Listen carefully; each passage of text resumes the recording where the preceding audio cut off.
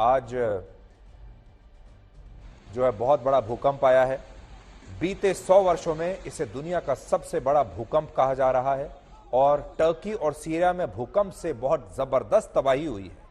Turkey का epicentre, इस भूकंप का जो एपिसेंटर है वो टर्की का गाजियाटेप शहर था और रिक्टर स्केल पर इस भूकंप की तीव्रता 7.8 थी।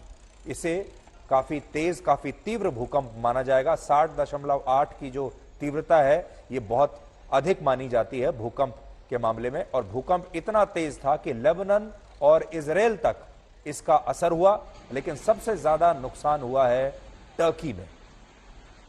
यूनाइटेड स्टेट्स जियोलॉजिकल सर्वे के मुताबिक पिछले 100 वर्षों में ये सबसे बड़ा भूकंप है और इस भूकंप से टर्की के 10 बड़े शहर पूरी तरह से तबाह हो गए हैं।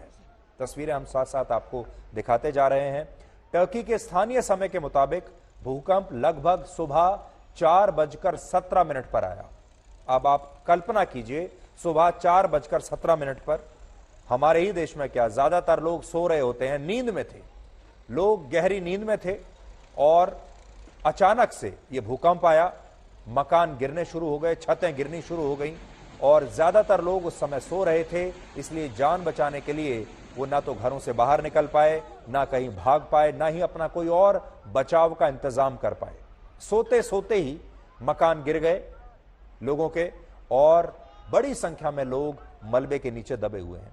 अभी तक के आंकड़ों के मुताबिक भूकंप से टर्की के 10 शहरों में लगभग 2000 से ज्यादा बिल्डिंग्स गिर चुकी हैं, नष्ट हो चुकी हैं और वहां के स्थानीय मीडिया के मुताबिक लगभग 2000 लोगों की मौत अब तक हो चुकी है और 10,000 से ज्यादा लोग इसमें घायल हुए हैं। तस्वीरें बहुत ही विचलित कर देने वाली हैं, इसलिए हम आपको यह भी आज चेतावनी दे रहे हैं पहले ही कि ये तस्वीरें आपको विचलित भी कर सकती हैं।